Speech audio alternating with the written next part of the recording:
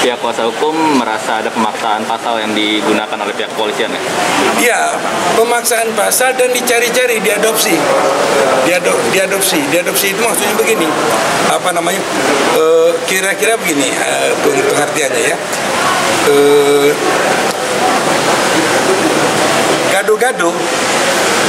Gado-gado dicampur dengan ikan gitu.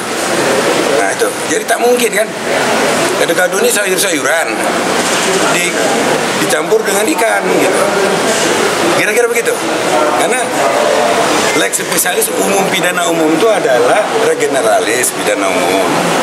Lex spesialis pidana khusus, berarti menunjuk satu. Tak boleh digabung. Harus berdasarkan pasal 63 harus dipakai hanya satu yang khusus saja. Tuh. Ini kata undang-undang nih, bukan kata alam sana.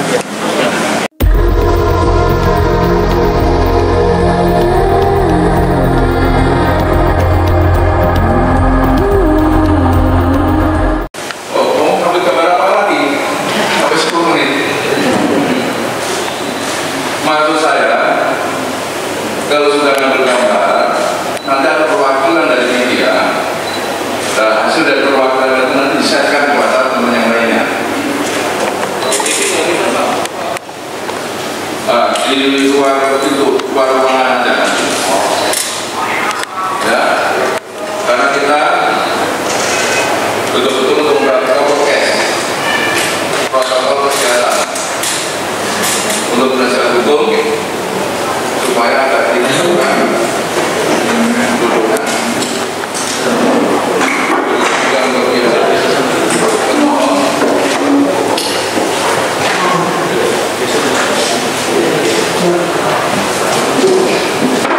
Untuk kita sudah cukup untuk saudara kami dari media pemerintah sudah cukup. Terima kasih.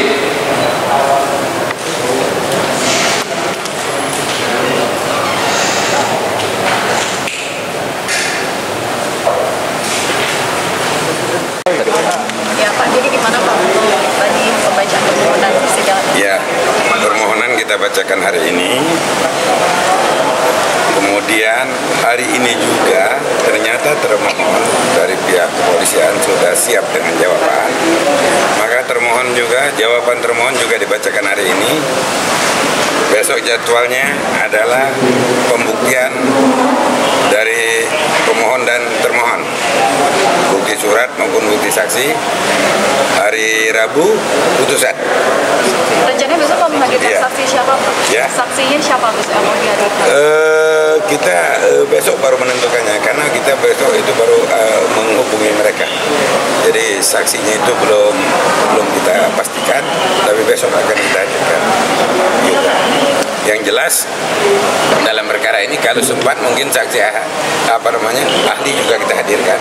Cuman kan mengingat ini besok harus kita hadirkan, harus kita hubungi dulu.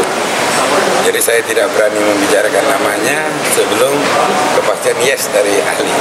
Jadi jadwal kita seperti tadi, besok ada langsung pembuktian, baik pembuktian penggugat tertulis, Rabu kesimpulan putusan. Kalau misalnya tidak disebutkan namanya tapi atribusinya sebagai apa Pak untuk ahli dari mana? Yang jelas ahli dari perguruan tinggi universitas tentang bahwa undang-undang khusus tidak bisa diadopsi kepada undang-undang umum. Menjelaskan lagi bahwa satu surat perintah penyidikan tidak boleh itu ada dua surat perintah penyidikan. Dasar penahanan harus didasari dengan satu surat perintah penyidikan. Itu. Ini surat perintah penyidikannya ada dua. Maka timbul pertanyaan. Jadi surat penahanan ini diterbitkan berdasarkan seperindik yang mana? Surat penangkapan ini didasari seperindik yang mana? Seperindik yang mana? Karena ada dua surat perintah penyidikannya. Ya, di situ. Sedangkan selama ini kan di dalam undang-undang cuma satu. Dasar penyidikan adanya laporan polisi dan surat perintah penyidikan. Tidak ada kalimatnya begini. Surat perintah penyidikan dan surat perintah penyidikan, enggak jamak begitu, tunggal. tunggal di dalam pasal itu tunggal. Di situ ada dua, berarti jamak kan. Nah itu yang kita persoalkan.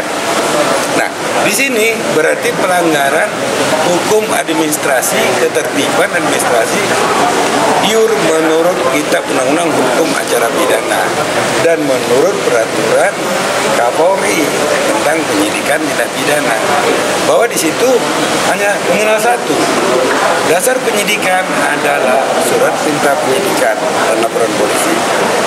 Dasar penahanan berdasarkan surat perintah penyidikan, bukan surat perintah penyidikan. Surat perintah penyidikan bukan begitu kalimatnya, hanya surat perintah penyidikan, berarti satu, tidak jamak dia. Gitu.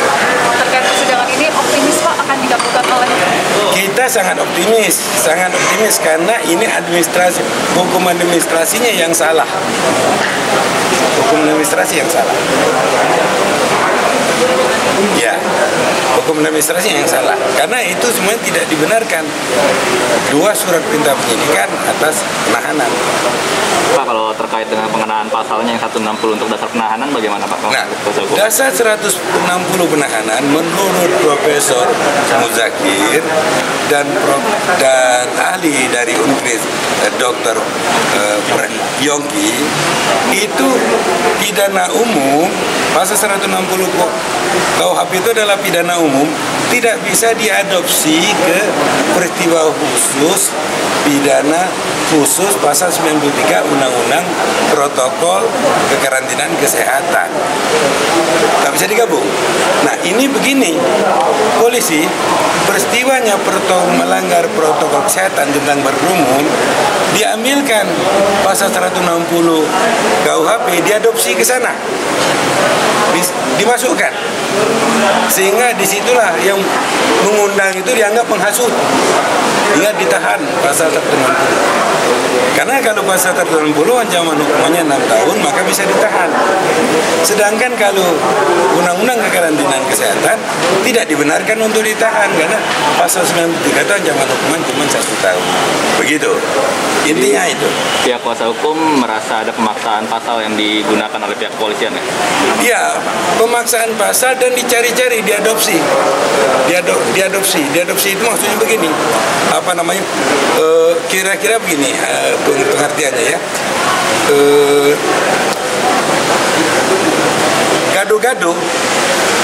Gado-gado dicampur dengan ikan gitu.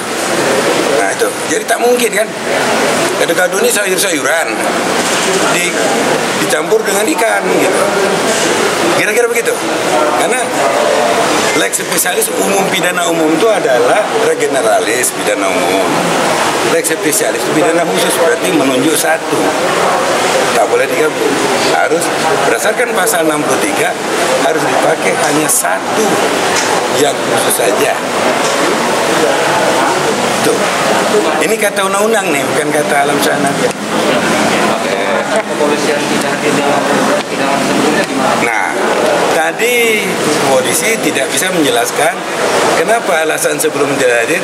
Dia bilang alasannya kami koordinasi dulu dengan Barreskrim karena itu perkara sudah dilimpahkan ke pengadilan, kira-kira begitu, kejaksaan, kira-kira begitu.